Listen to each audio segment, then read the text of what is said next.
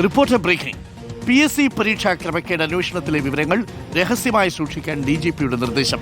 അന്വേഷണ വിവരങ്ങൾ മാധ്യമങ്ങളോട് പങ്കുവയ്ക്കരുതെന്ന് SITക്ക് നിർദ്ദേശം നൽകി. അതിവേഗത്തിൽ പ്രാഥമിക റിപ്പോർട്ട് സമർപ്പിക്കാനും DGP ആവശ്യപ്പെട്ടു. 2 ആഴ്ചയ്ക്കകം പ്രാഥമിക റിപ്പോർട്ട് നൽകാനാണ് SITയുടെ ശ്രമം. ഉദ്യോഗാർത്ഥികളുടെ മൊഴി രേഖപ്പെടുത്തുന്നത് തുടരുകയാണ്.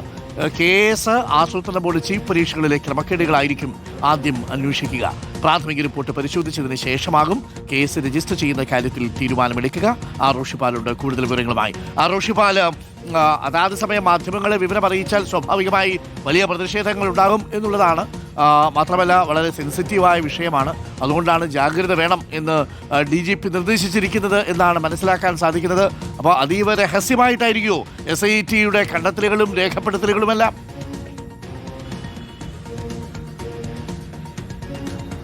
അരുൺകുമാർ, സംസ്ഥാന പോലീസ് മേധാവി റാവണ ചന്ദ്രശേഖറാണ് അന്വേഷണ സംഘത്തെ നയിക്കുന്ന IG അജിത ബീഗത്തിന് അന്വേഷണം രഹസ്യമായി മുന്നോട്ട് കൊണ്ടുപോകാനുള്ള നിർദ്ദേശം നൽകിയത്. PSC ആസ്ഥാനത്തെത്തി PSC ചെയർമാനുമായി അടക്കം IG അജിത ബീഗം സംസാരിച്ചതാണ്. പ്രധാനപ്പെട്ട രേഖകൾ ആവശ്യപ്പെട്ട് PSCക്ക് ഔദ്യോഗികമായി കത്തും നൽകിയിട്ടുണ്ട്. ഒരു ഭാഗത്ത് ഉദ്യോഗാർത്ഥികളുടെ മൊഴി രേഖപ്പെടുത്തുന്നത് തുടരുകയാണ്. നിലവിൽ KS പരീക്ഷയും ഒപ്പം ആസൂത്രണ ബോർഡ് ചീഫ് പരീക്ഷ, ഈ 2 പരീക്ഷകളിലെ ക്രമക്കേടുകളാണ് പ്രാഥമികമായി അന്വേഷിക്കുന്നത്. അത് സംബന്ധിച്ച റിപ്പോർട്ട് 25-നകം തന്നെ നൽകാനുള്ള നീക്കമാണ് അന്വേഷണ സംഘത്തിന്റെ ഭാഗത്ത് പുരോഗമിക്കുന്നത്. പരമാവധി 2 ആഴ്ചക്കകം റിപ്പോർട്ട് നൽകണമെന്ന നിർദ്ദേശമാണ് DGP നൽകിയത്. കാരണം ആ റിപ്പോർട്ട് ലഭിച്ച് പരിശോധിച്ചതിന് ശേഷമാണ് FIR രജിസ്റ്റർ ചെയ്യണമോ എന്ന കാര്യത്തിൽ ഒരു തീരുമാനമെടുക്കുക. അതുകൊണ്ട് ആ റിപ്പോർട്ടിന് വലിയ പ്രാധാന്യമുണ്ട്.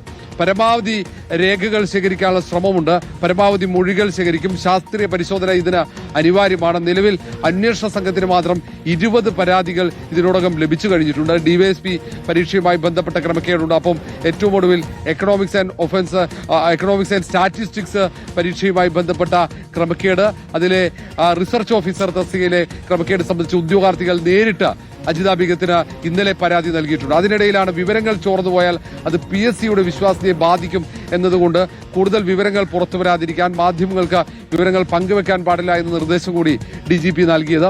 രഹസ്യമായി തന്നെ അന്വേഷണം മുന്നോട്ട് കൊണ്ടുപോകണം. ഏതെങ്കിലും തരത്തിൽ ഈ മൊഴി നൽകേണ്ടവരെ സ്വാധീനിക്കാനുള്ള സാധ്യത ഉൾപ്പെടെ അവർ കാണുന്നുണ്ട്.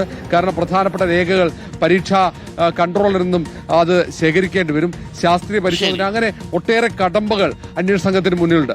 പരമാവധി തെളിവുകൾ ശേഖരിച്ച് കുറ്റക്കാരെ പുറത്തേക്ക് കൊണ്ടുവരിക എന്നതാണ് പ്രധാനപ്പെട്ട ഉത്തരവാദിത്തം.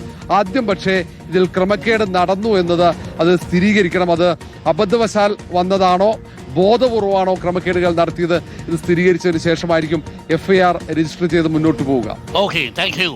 റോഷിപാലാണ് വിവരങ്ങൾ നൽകിയത്.